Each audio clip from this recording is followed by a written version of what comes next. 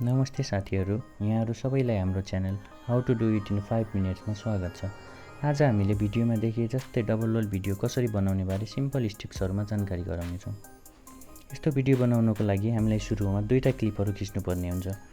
पहिलो लेफ्ट सिनको लागि, जसमा लेफ्टतिर बसिरहेको मान्छेले आफ्नो लेफ्टतिर अथवा स्क्रिनको राइट साइडतिर हेरेर स्माइल गरे जस्तो अथवा एक्टिङ गरे जस्तो गर्नुपर्ने हुन्छ।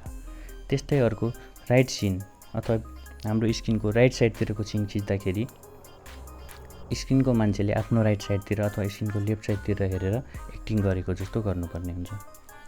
र क्लिपहरु खिचिसकेपछि हामीलाई त्यो क्लिपहरु जोडेर एउटा भिडियो एडिट गर्नको लागि चाहिँ हामीलाई काइनमास्टर भन्ने भिडियो एप्लिकेसन चाहिँ प्ले स्टोरबाट डाउनलोड गर्नुपर्ने हुन्छ। आउनुहोस् त्यसलाई डाउनलोड गरौँ।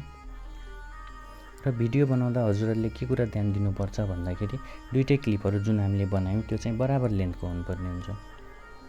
र साथसाथै क्यामेरा चाहिँ कति पनि नहल्लाइकन हामीले एकदमै स्टेबल बनाएर भिडियोहरु खिच्नुपर्ने हुन्छ।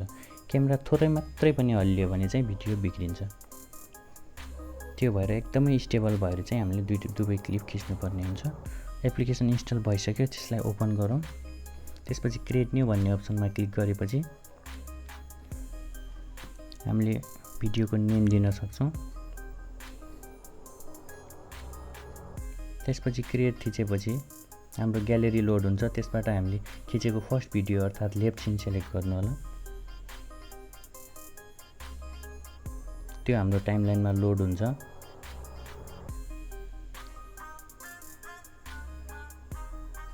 त्यो लोड भइसकेपछि लेयर्स भन्ने मेनुमा क्लिक गर्नु होला। त्यसपछि मिडियामा क्लिक गर्नु होला।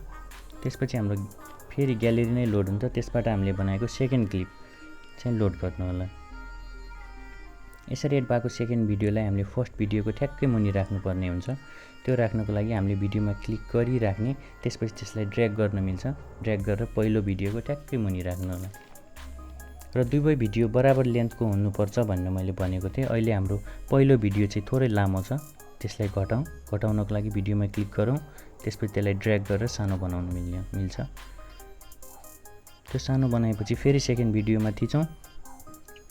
त्यसपछि हामी स्प्लिट स्क्रिन भन्ने मेनुमा क्लिक गरौँ। त्यो मेनु पछि हामीले सबैभन्दा लास्ट अप्सन जुन देख्न सक्छौं त्यसमा क्लिक गरौँ। त्यसमा क्लिक गरेपछि सेकेन्ड भिडियो पहिलो भिडियोको माथि ओभरल्याप भएर बस्छ। त्यो ओभरल्याप भएको भिडियोलाई हामीले ड्र्याग गरेर यसरी ठुलो सानो बनाउन मिल्छ। र ब्याकग्राउन्ड अनुसार हामीले चाहिँ त्यसलाई एडजस्ट गर्नुपर्ने हुन्छ। जसरी ब्याकग्राउन्डमा हामीले फ्यान देख्न सक्छौं, त्यो फ्यानको पोजिसन जसरी हामीले मिलाउनलाई त्यसलाई ड्र्याग गरिरहेको छौं स्क्रिनलाई, त्यसरी नै आफ्नो ब्याकग्राउन्ड अनुसार तपाईले पनि ड्र्याग गरेर एडजस्ट गर्नु होला।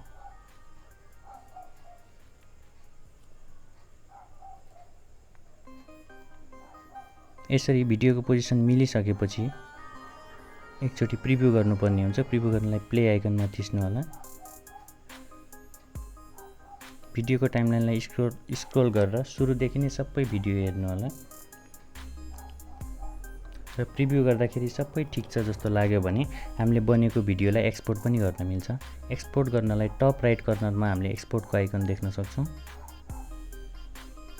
त्यसमा क्लिक गरेर हामीलाई चाहिने भिडियोको रिजोल्युसन र फ्रेम रेट छानेर चाहिँ सेभ एज भिडियो गर्यौं भने त्यो हाम्रो ग्यालेरीमा गएर भिडियो खिच्दा क्यामेरा हल्लियो भने हेर्नुस् त यसरी बिग्रिन्छ।